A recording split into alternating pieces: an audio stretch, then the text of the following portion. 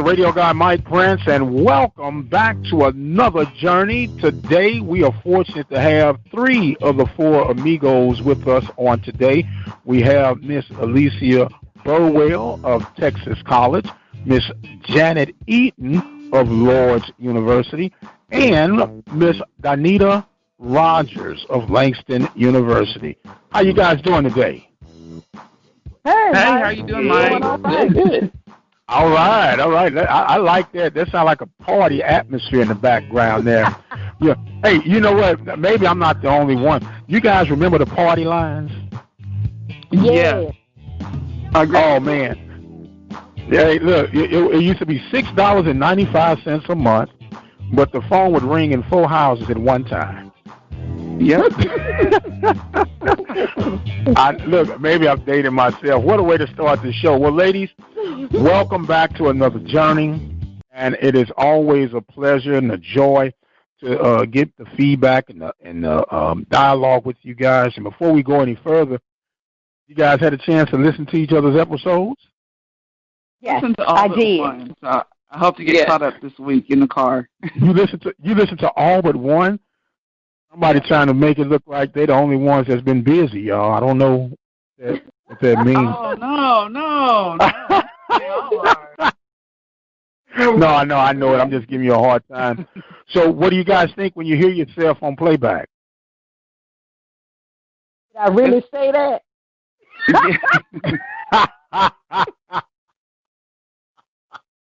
Yeah, you did it. I didn't add anything to it. That was your voice. On mine, I forgot one thing, though. I forgot our men and women's soccer, but I really enjoyed all of them. Okay, very good. Well, it's hard to listen to your own. I love everybody else. Mm-hmm. I think, yeah. Mm-hmm. That's okay. That's what the journey is all about. So, look, there have been a lot of decisions and things that have happened since we all last had the old meeting at the old Cape Corral. And let me first say to Miss Burwell and to Miss Rogers, thank you all for being the trendsetters. Trying to give a lot of credit to the Ivy League, and we understand the name of the game. But truth be told, you all were leading the pack and looking out for the overall well-being of our student athletes. Said enough is enough. I'll stop it right now. How tough was that for you guys to come through with that? You say you guys went first. I'll let you comment, then I'll follow up. Okay, I'll go first. The decision for us came from the president, and I think to our kids, where the Spike area, the Dallas, Houston area, Fort Worth area, Spike continues to grow every day. His thing, he felt like I'm not going to put anyone in danger. Say we're going to have the sports and put it at risk with COVID right now. The rate things are going, and you have to be prepared as far as facility cleaning and have everything in place. And he just felt that it was best for Texas College to not participate in the fall sports. He just, he said he just couldn't see it happening this time. And for Langston, I have a similar story. Although I do have a vision for my athletic department, my vision must fall in line with my president's. And it just came to a point where ultimately it was his final decision to pull the plug, but I do support it. I have been wrestling with how we were going to safely return to sports since March. And, little did you know, in March when we shut things down, you kind of thought, well, hey, we'll all wear a mask and we'll social distance and we'll do this and they'll have a vaccine or something will happen by April or May and, things will continue. And in case they don't, I've got plan B, C, and D ready. So, he took a lot of those options off the table. But, as even if the NBA, the WNBA, all of those other larger entities are struggling with keeping their athletes safe, I know it was going to be extremely difficult for us. Absolutely. Now, Janet, have you guys come to a decision yet, or are you all still kind of waiting and seeing? decision as of today, we're still going forward with fall sports because he's on a phone call with the Council of Presidents for NAIA, presenting her president and her conference. Our president also is going to be on that call, and I think the call is actually going on now. So kudos to Kiki, and just prayers for everybody on the call making a decision. For as Lourdes University, we planning to move forward with our sports. Did reach out to both ladies. I talked to Burwell and I text Donnita, and I didn't get an opportunity to call her. My heart goes out to each and every one of them. The decisions are not easy. By no means, they are not easy. At this point, we are planning to move forward with our fall sports. We have policies and procedures in place that we work closely with our legal team to get some things in place. We do have an athletic waiver.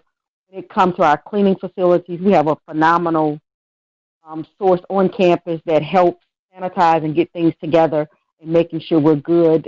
We work hand in hand for medical institution out here in Ohio, and that's where we get our athletic trainers from. As of this week, I guarantee you I've met face-to-face with my president about 6 times, and we're just in the early part of the week. And we're scheduled to continue to meet as this thing continues to unfold. Like everyone else, the president does have the last say-so. That's an NAIA call, the Council of Presidents.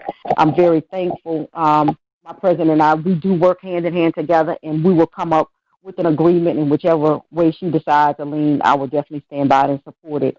As of today, Lourdes University is planning to return fall sports. Okay, very good. Now, look, I gave Kiki a hard time. I said, well, I know you got the big wigs to deal with today, but when you come back down to earth and deal with us peasants, please keep us informed. So, you know, that's a great honor and a great responsibility that not only what she has, but what you guys have. And we talked about some of the resistance that comes about being involved with that. But guess what? It is what it is, and we deal with it to the best of our abilities. And now that the dust is settled, Burwell and Rogers, you guys are in the same football conference. Did you get any type of side-eye looks from your counterparts in the Sooner Conference? Okay, Coach Burrow's quiet back there. So we'll just say that most people had their Zoom photo off, so we couldn't see SideEyes. How about that? There you go. Okay. As they say, moving on. No, seriously though, Mike, everybody's in that same situation. Everybody just kind of feels like they have the opportunity to, they're doing their best to see everything through using the NAIA guidelines. As far as the football goes, we still have 6 teams that are committed to still trying to start the season, which will be the second week of September. I believe that's September 12th.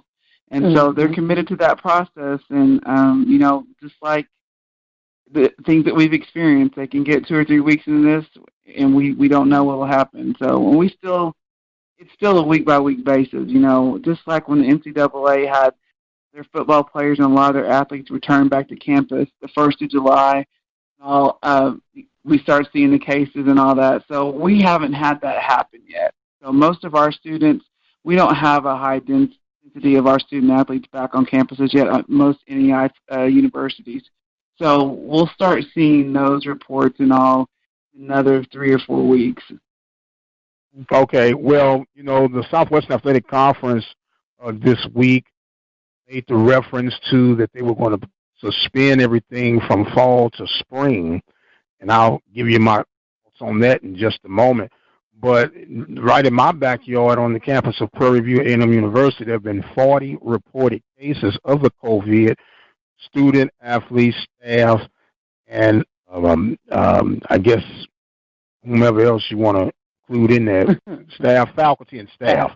So, and so it's a total of 40. They didn't give a number of how many. They said very low students, but it is prevalent throughout the nation.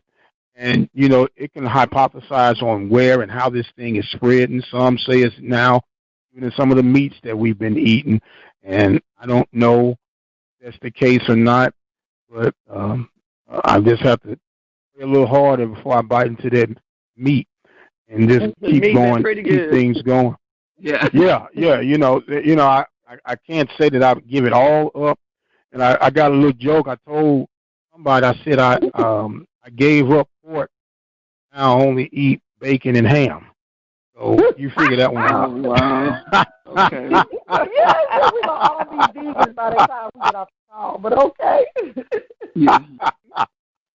That's one of them you'll get on the way home, right? You'll be like, he said he gave up pork, but he only eats bacon and ham. Okay. But no, so where do you guys go from here now?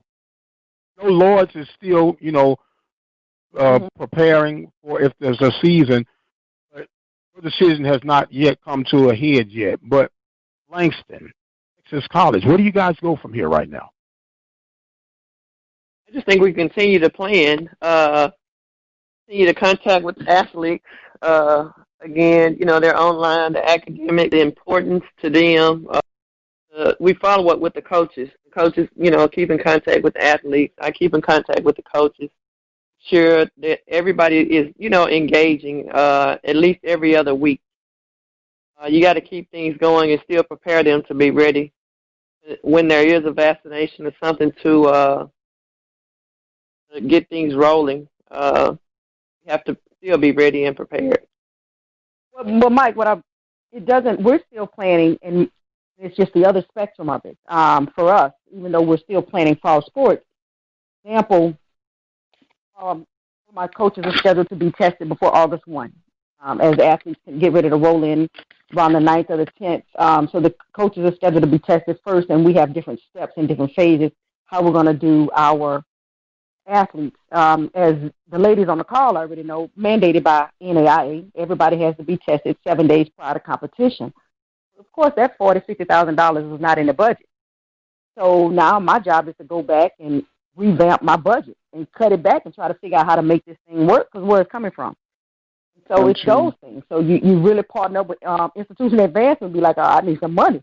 So still planning no matter which way you go, and it's still challenging, whether you continue to try to push through this thing or, you decide not to do it. And so I think for all of us, we still have those different planning phases and those different things that we have to do when it comes with staggering physicals, even when it comes with staggering room times, making sure the weight room is clean before the next team goes in. There's constant communication with all entities between the health on your campus, between the athletic trainers, between the cleaning services on your campus, between housing. So it's a lot, even with transportation.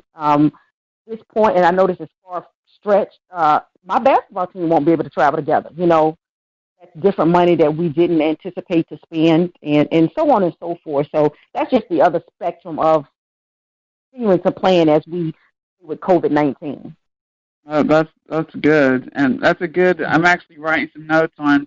Janet was talking about too, looking at the especially the travel piece, because for years we have chartered men and women do ride together on the same charter bus. So those are some great ideas, and I have to say that we're all constantly learning and picking up the best ideas from everybody around us.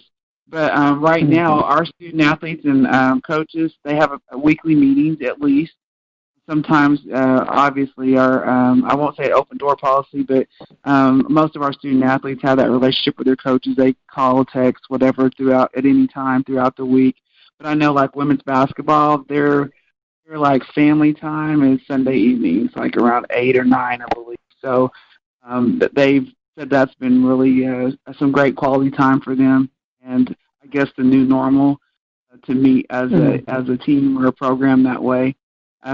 We started, some of the things that I've been so busy with today is we're actually, on the preliminary plans to do a mock move-in for next week as we start having 4 phase days for move-ins where all our freshmen move in 2 weeks early, and we have temperature screening at one of our gates. There's only one entry to the campus now, closed down, and so my staff will be helping volunteer with that.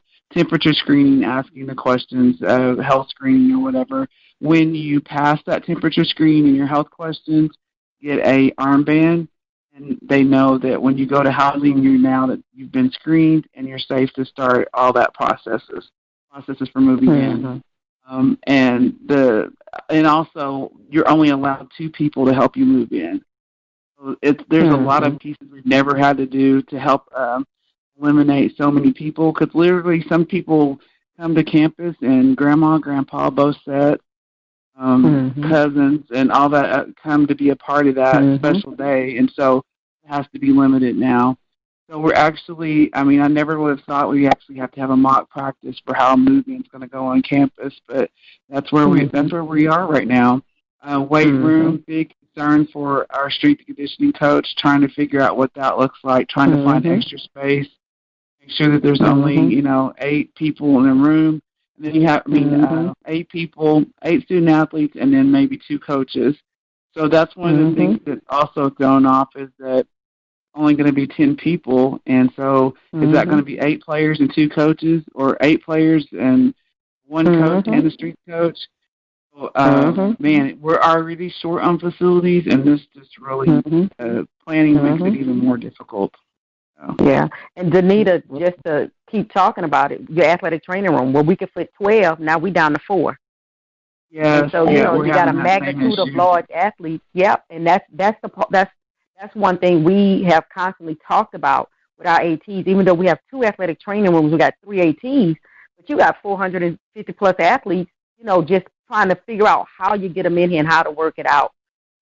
Looking at adding new software to try to manage and accommodate acute injuries compared to just treatment and making sure the athletes stay healthy. You may have to have some Zoom therapy sessions. You may not come to the training room to do your therapy. And, we're going to have one of our assistants or student trainers that watch you and help you do your training from your room and from their room. So we're looking at those possibilities, too. It almost makes you want to say, and before I do this, let me give this disclaimer. I'm not trying to be the bearer of bad news or Dumpville City. With all these loops, hoops, and barrels you got to go through, you wonder, is it worth go through all this or just wait and reset 2020 and move forward to 2021. It's crazy. Absolutely crazy. I know there's a big concern on the cause and effect, because we know that the smaller schools are driven by the registration or the enrollment of students, and you get X amount of dollar. If you go an online, only there's a big lawsuit right now, a massive lawsuit, that people are wanting refunds because they feel they're not getting the entire college experience by being able to be on campus. And so it be a good thing and a bad thing. You can grow your numbers online, but you won't receive much return per student if you are not that on-campus experience. So that has a cause and effect on you guys' bottom line in your budgets. It does. It does. It does. I was just elaborate more about all the online, and I know government may adjust it. We have international students. I'm sure all of us got a touch of some international students, but we have international students, and international clauses, they can't take our online courses. And so the government was trying to make some changes in there, but they pulled back. For us, that would hurt us, particularly in volleyball and soccer. That would definitely hurt us. And so we're sitting right here by the Canadian border, Canada. We don't, up here north, we don't consider it international, but it is international. Canada did give us the leeway. The border will open up. We thought it was going to be the 21st of July, pushed it back to the 21st of August, because I have 12 Canadian baseball players that have got to come across the border. So we just got information that they will come with them only. Granted, they have the documentation from our institution to get them through the border, so that's the only way that they can come. We have Brazilians. I have young people in Spain. I got 1 or 2 in Ghana. We got word a week and a half ago Ghana will not be able to return. And so it's a domino effect. One, it is all learning. We're definitely learning, and it is challenging. I heard Donnita say today she's been busy all day. And I think all of us can probably say that in our own little, in our world. Yes. And what's unique, Janet, just adding on to that, is that a different type of busy because, like, we have our routine of what we're getting done in the summer at this time, but now you have all these other layers of meetings upon meetings as you're a piece or a layer other people's plans on the university. There's a lot of other meetings that are happening on top of what you're trying to get completed and prepared for in the fall. I got some literature back from the lawyer the other day. Just stop and be like, I just can't make all these edits. Can somebody help me? I'm just like, what? I'm like, oh my goodness. Yeah, I'm like, oh, I need help. I need help. Yeah, because I've written so much to send it to them, and they take it back in a timely fashion. But I tell you, it is an overload. It's a serious overload. It is. Well, we know that it is definitely uncharted territory, which again accents the role that you all have played in leadership, how you're dealing with it, facing it, being out front, not being afraid to be first, not being afraid to be a leader, change, a leader of destiny. And I truly tip my cap to all of you all on that. We're talking right now with 3 of the 4 amigos on the journey. Miss Donnita Rogers, Miss Janet Eaton, and Elissa Burwell. Kiki on assignment today. He's in covert operation with the College of Presidents, and all I can say is go ahead on, Kiki. You know. Now, I'm going to lighten the load a little bit. You all seem to be a little light right now, and I'm going to try to pick you up just a little bit because we don't have much time left. I just want to let you know, Miss Burwell, I want to let you know, Miss Eaton, you make sure that Kiki gets the memo. I'm not going to say nothing to be messy or nothing like that, but I received a package in the mail not long ago. Man, when I tell you it was a fantastic hookup, you talking about Christmas in July for real? Okay. Christmas in July for real, and all I can say is I got a lion in my pocket. Baby, he's ready to roar. That's all I'm going to say. Much love to Sister Rogers. I mean, I got a care package from Langston. Oh, my God. She must have known I'm a coffee drinker.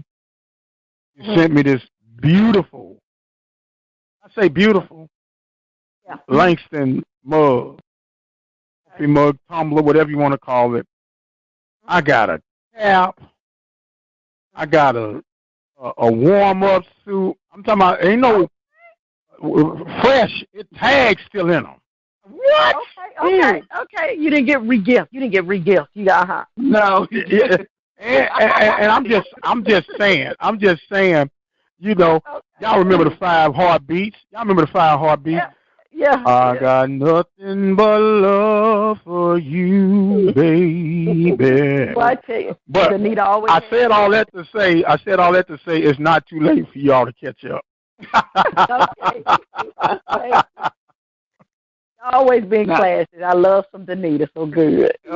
Thank you, but I'm just going to say now, Mike, Janet just talked. She had to come up with $50,000 for those tests. Now you're going to have to cut some slack.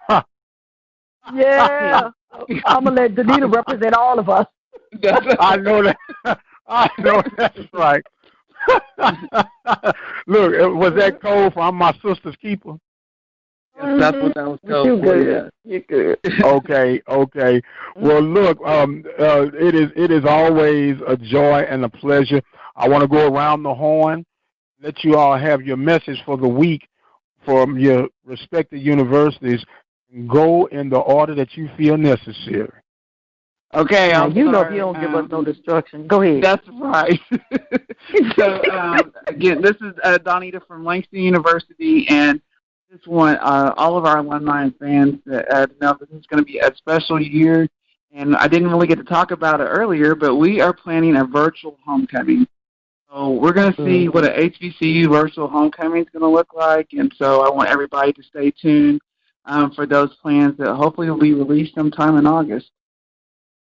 Hold on, before the next one steps in, how do you do a virtual homecoming? Well, we had our first meeting like 2 weeks ago. I have another one tomorrow, and actually coming together really well. And so I hope the other ladies will look at still doing a homecoming at their universities as well.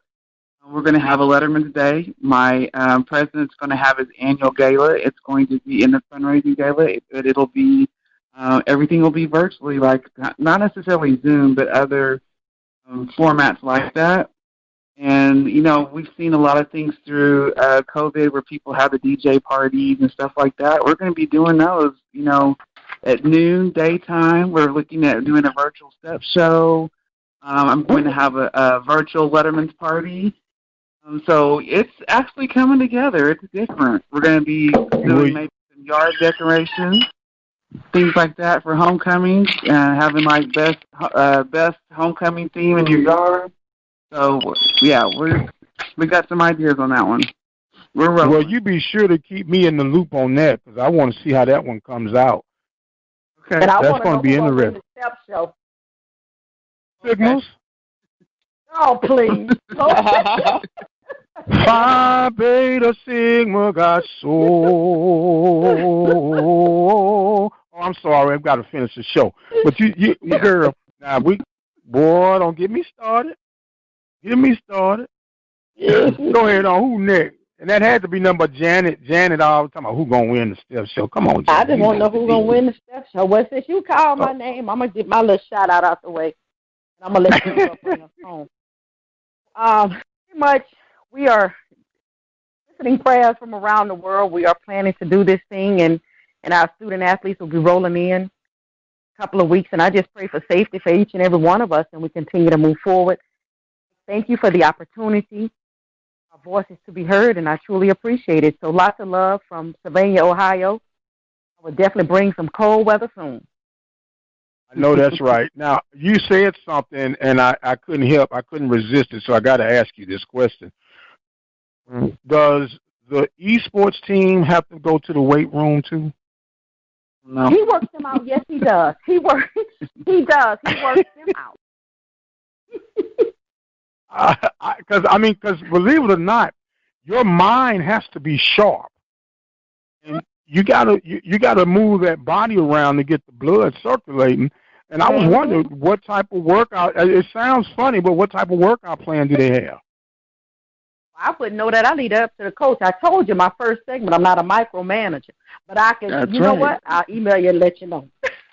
Okay, I sure appreciate that. Okay. Mama Burwell, bring us home, please. Shout-outs from Texas College, Steer Country, alumni, faculty, staff. Stay safe. Let's stay ready, stay prayed up, and be ready to go when it's time. Mm-hmm. Let's be ready to go when it's time. What I love about her, she's just short, sweet, and to the point. Sound like a coach. I don't want no excuse, child. Just go on and do what I tell you to do, and we're going to be all right. You ain't got look. Don't give me no excuse. This was the plan. Right. Go and execute. Yeah. You know. So, are you one of those coaches that if the child's not good, you're gonna tell them their child's not that good? You tell them the truth. they probably already know. They know it. Well, you're just a confirmation. Well, you know, one of the best lines that Martin did. What was it, Big Mama's house, whatever it was, when he was playing the undercover and the little boy was eating Brillo pads and jumping off the counter. And she said, you know your son's not going to Harvard, right? Yeah. Well, look, I want to thank you all so much for joining us on another journey. We have been, what's the beauty about this thing, from Ohio to Texas and then back up to Oklahoma. That is a serious journey, and we want to thank you guys so much for joining in with us. And until the next time at the appointed place and the appointed hour, I am the radio guy, Dr. Mike Prince. Thank you guys so much for joining us. And until the next time, you guys be blessed, and we'll see you on the other side.